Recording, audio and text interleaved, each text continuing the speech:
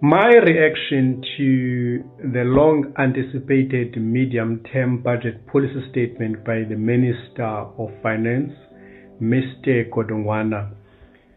If you've been following me in this app, you know I've been going on about our fiscal challenges, more especially our fiscal deficit as a country.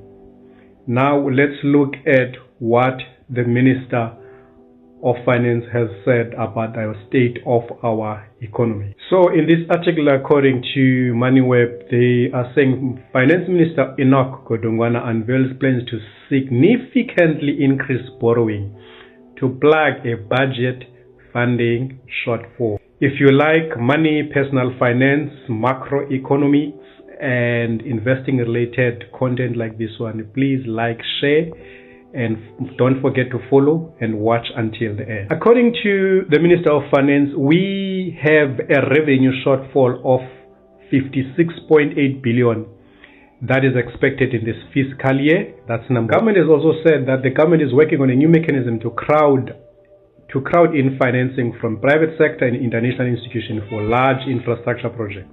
It is also exploring a creation of alternative financing instruments for priority projects. More spending in the sector would be a boom for construction and engineering companies. For public servants, the government will implement a pay agreement it struck with its 1.3 million employees in March, dispelling fears that it would renegade on the deal.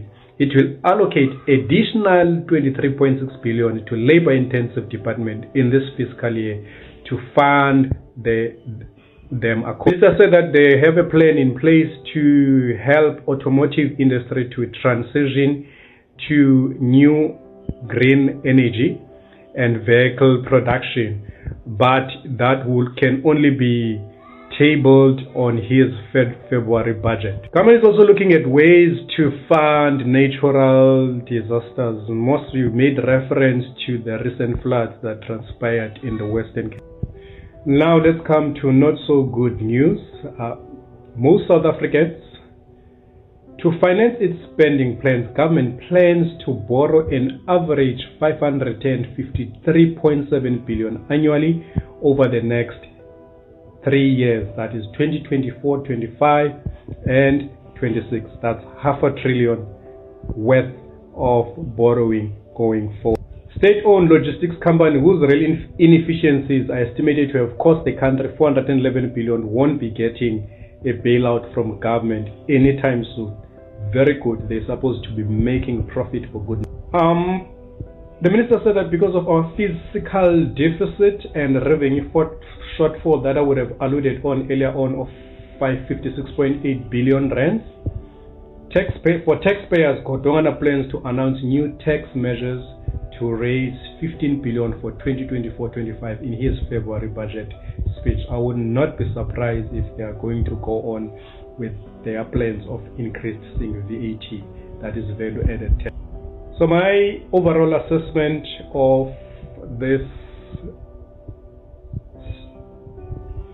government did not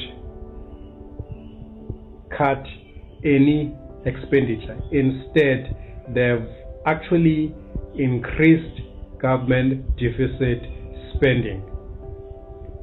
Now they are saying they are going to be increasing borrowing in the next MTBPS period for about $500 billion. Remember, this year alone, our national sovereign debt is almost 5 trillion rand, with debt to GDP ratio of about 73-74%. He estimated that our debt to income ratio by the next 3 years, around 2025-2026, which will be around 77% to 80%. Even in your own household, you can't borrow your way out of poverty, more especially when you are not committed to increase your income as an individual. You do know that you would become destitute, but our government continues to borrow to infinity with this interest cost. From next year, he said that we will be paying about 480 billion. He said that we have been on negative economic growth for the past 10 years or so.